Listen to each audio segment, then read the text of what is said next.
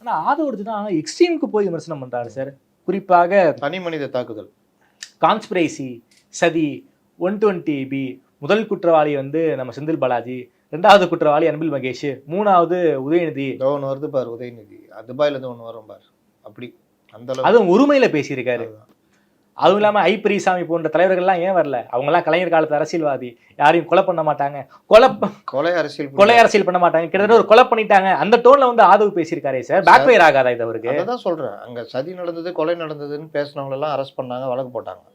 இவர் பொது மேடையிலேயே சப்ஜூடிஸ் அந்த ஒரு வழக்கு விசாரணையில் இருக்கிற ஒரு விஷயத்தை இவர் வந்து தீர்ப்பு சொல்ற மாதிரி கவர்மெண்ட்டு திமுகவினர் இந்த மாதிரி பண்ணாங்க. ஓ, டிஃபமேஷனுக்கு போலாங்கிறீங்களா? இவங்க டெஃபர்மேஷன் போவாங்க, வழக்கு போடலாம், யாராவது புகார் கொடுத்தா வழக்கு போடலாம், அதெல்லாம் நடக்கும். ஏன்னா நீங்க வன்முறை தூண்டுற மாதிரி பேசுறீங்க. கிட்டத்தட்ட ஆதவ அர்ஜுனாவுடைய நீங்க பேச்சை பார்த்தீங்கன்னு வச்சுக்கோங்களேன் சார், ஒவ்வொரு நிமிஷத்துக்கும் சதி இருக்கு, சூழ்ச்சி பண்ணிட்டாங்க இப்படிங்கிற டோன்ல அவர் பேசுறாரு. ஆமா, கொஞ்சம் லாவகமா தொட்டுட்டு அப்படி இப்படி வெளில வந்துட்டாரு. ஆமா, இளைஞர்கள் உங்க வீட்டுக்கே வந்துருவாங்க கல்லூரி மாணவர்கள்னு சொல்லி லைட்டா இது பண்ணாரு, மறுபடியும் டக்குன்னு பேக் அடிச்சு ஒரு படத்தை உதாரணம் காமிச்சிக்கிட்டார். பார்த்து பேசணும், கொஞ்சம் சிக்கலானாலும் உங்க வார்த்தைகள் இருந்தால் டெஃபர்மேட்டிவ் கண்டென்ட் எடுத்துருவாங்க. இப்போ அதெல்லாம் அப்படிதான். ஆயுத எழுத்து ஆதவ அர்ஜுனா ஆயுத எழுத்து படத்திலே இருக்காரு. அதுக்கப்புறம் புதிய மன்னர்கள், சர்க்கார்னு பல்வேறு படங்கள் வந்துருச்சு.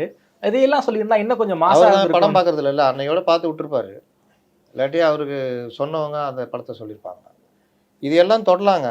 புரட்சி வெடிக்கும், மாணவர்கள் இளைஞர்கள் வருவாங்க, நீங்கள் பாருங்க இது மாதிரிலாம் வருவாங்கன்னு சொல்லலாம். ஆனால் இவர்களை வழக்கில் இருக்கிற ஒரு விஷயத்தை தொட்டு இவர்கள் வைத்த சாதாரண ஒரு அந்த குற்றத்தை பலரும் அதை சமூக வலைதளங்கள் போடும் பொழுது அவர்கள் மீதெல்லாம் வழக்கு பாய்ந்து கைது செய்யப்பட்ட விஷயத்தில், இப்போ வழக்கு விசாரணையில் இருக்கிற விஷயத்தில் அது சம்மந்தமாக வழக்கு எஃப்ஐஆரில் இருக்கிறவர் இந்த மாதிரி பேசுறதுன்றது சிக்கல் வரும்.